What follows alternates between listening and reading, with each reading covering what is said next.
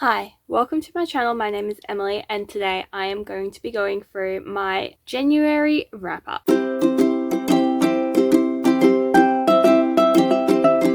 So January has been a very weird month for me. I took a week to travel and I also read a lot in January compared to the last couple of months. I've actually read probably double than what I've done in November and December. Probably. I'm not 100% sure on those numbers, but I have read quite a bit. So I read 6 books and they were all very different. And I am now here to go through each and every book. Here's the pile. Let's get into it. There are 2 books I'm currently reading. It is still January when I'm filming this, so that is why I'm still reading them. But I should be done with them both this in the next 2 days. I hope. So this I'm reading Not Now Not Ever by Gillard. So this is 10 years after the misogyny speech, and Gillard as well as other people write essays on how this speech has affected them and affected the way that women are perceived in society after the speech. So at the moment I'm really enjoying this book. There was one chapter in here that I am not deeply fond of, but that is my opinion on that. It is in reference to the 2016 election in the United States. I am Australian, so I really have no, I have opinions of it, but it doesn't affect me. So these opinions aren't coming from someone that it really deeply affects. But they kind of started talking about the email scandal, and it's just like, I have my opinions on that, and maybe it could go against what this book is trying to perceive, but like I understand the points that they were making, but the email scandal was a lot bigger than what they were saying it was. They were like, oh, it's just like, it had nothing to do with nothing, and it's like, well, actually it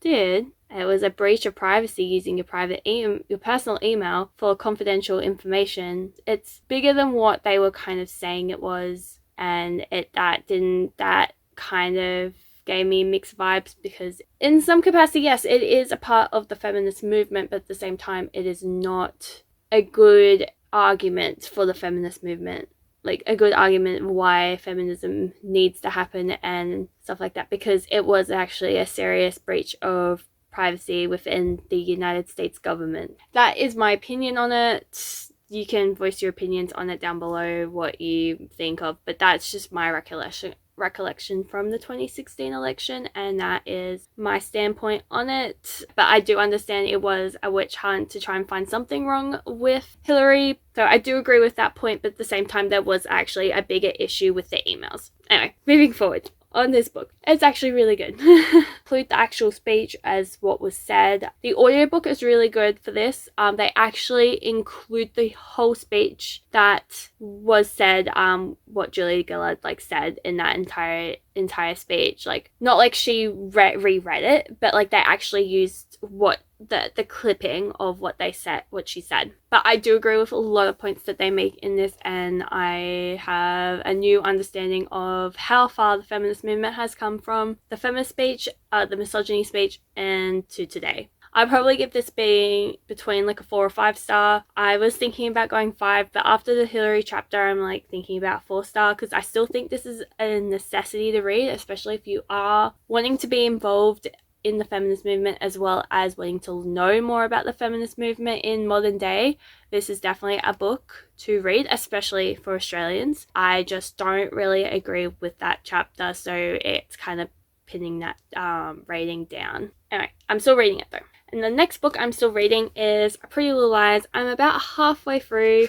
I don't really have many thoughts on this other than it pretty much at the moment reads like the show, except that we get a little bit more inner dialogue, which I'm actually really enjoying. And I'm about 50% through, and it's a really quick read, so I hopefully shall read a bit more tonight and a bit more tomorrow night, and I should be hopefully done with this before February, but I might take a day in February to read it, to finish it. The first book I read in 2023 is Fangirl by Rowell. This is really one of those books that is a product of its time. Most definitely is. It's really based around this girl who is obsessed with making fan fiction about her favorite characters, which is pretty much Harry Potter, but at the same time. So Harry Potter exists in this world, but she is writing fanfiction about another Harry Potter-esque character in another series.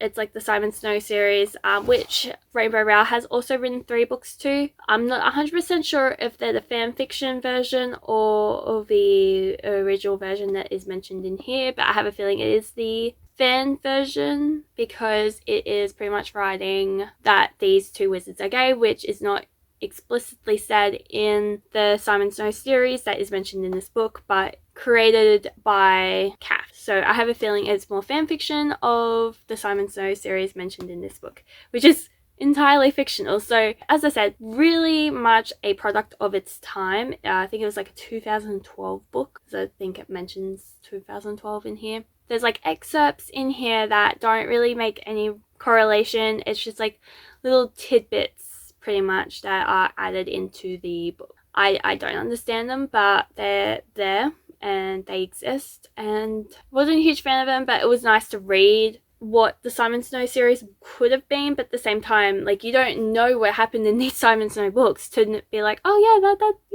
yeah, that's a moment, but like, you don't know what actually happens in these parts of the book, like, because they don't really talk about they may talk about some main events, but not a lot of main events, so you don't really know what's happening in between these main events of what the Simon Snow series is, and which it was frustrating, but here we are. I gave it a 2.5, rounded up to 3 stars, so that's what this book was, and I probably will not read it, but I will probably read Simon Snow, because that kind of sounded interesting, especially being like marked as a gay Harry Potter. Next book I read. This book is The Sad Ghost Club by Lize Meddings. Highly recommend for anyone to read who knows someone who's going through anxiety, as well as someone who is going through like a diagnosis of like anxiety as well. I really like this. I pretty much have told my husband that this is required reading for me, because it really encapsulated what anxiety is to me and how I struggle with it on a day-to-day basis. And I feel like this book really helped with that anxiety, like understanding it a little bit more. That being said, graphic novels are, this is a graphic novel as well. They're not books I typically read all the time, and sometimes they can be quite two-dimensional in terms of story and stuff like that. So that wasn't really what I was a fan of with this book, but I would still encourage anyone to read it who could be struggling with any sort of anxiety, just to make sure that they feel not alone, because I definitely didn't feel as alone after reading this. And reading it in Sydney, where I was like alone by myself, it really made me feel a lot more sane. So I would definitely recommend reading this, especially if you have a loved one that is dealing with anxiety. I would highly recommend reading it, so you know how they are feeling, and they'll also be able to talk to you about how their anxiety affects them based on what this book is kind of giving. It's not just anxiety, it's also a bit of like depression in there as well. I gave this a 4.3 star rating. I wanted to give this 5, but yeah, 4 seemed perfect for this. Next, I have 6 Crimson Cranes by Elizabeth Lim. This was good. I was thoroughly surprised that I was going to enjoy this, because I was thinking, oh, YA fantasy, like I have not enjoyed a YA fantasy in such a long time.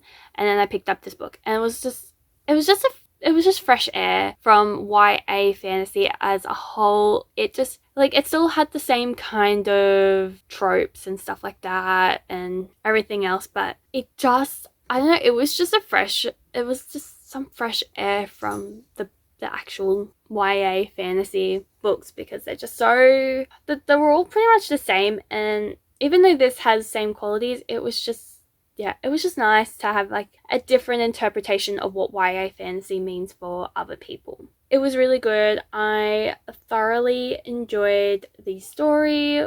There was times where I got a little bit confused, because the main character, she gets a curse put on her by her stepmother, and pretty much if she speaks, her brothers could die. I got a little confused by this point, because sometimes especially when you're listening in audiobook, sometimes it's hard to understand whether something is being said or if it's like they're talking in their mind. Sometimes that translation doesn't come across very well with audiobook. And so for a while, I thought she was literally talking because I just heard her in a dialogue so much. And like when someone asked her a question, she would answer it, and then half the time people responded back to the question that she had asked. So I assumed she was talking, and I was like, dude, your brothers are just dead. But then I found out when her brothers actually came into the story, they weren't actually dead. I was like, oh, so she's been talking inside her head the entire time and everyone's just knowing what she was talking about? Okay, whatever. Well, I'll deal with that. So that kind of iffed me a little. Overall, good story. I would recommend to anyone who is into YA fantasy to read. It is beautifully told as well. Last but not least, we have Death Note Volume 1. So this year, one of my goals is to read more manga, and I feel like I've hit this on the head. I feel like I'm starting the year strong and I'm reading a manga as well as non-fiction and just getting some stuff off my TBR that's been on my shelves for such a long time. So I'm really happy with how this year's going so far. I actually enjoy this. Characters have a lot more dimension, and every time there is like a twist with the Shigami, is that how you pronounce it? Hopefully, and Light. Whenever there was a twist with that, I never expected it, so whenever it happened, I'm like, oh, that's pretty much my reaction every time. But I have watched the anime, so I knew what was happening in this. I haven't actually watched it entirely, so I actually don't know what happens at the end. But when I got to a point, I was like, you know what? I want to own these, and I want to read the Death Note in its entirety before I watch the anime. So I stopped like halfway through, so I know little bits and pieces. I've watched all what happened in this book, so I knew roughly what happened, but it was still really nice just to, you know, sit down and read it and just seeing the suspense created in this. So I'm definitely looking forward to getting to volume 2 at some point this year. And that's it. That's all the books I read in January.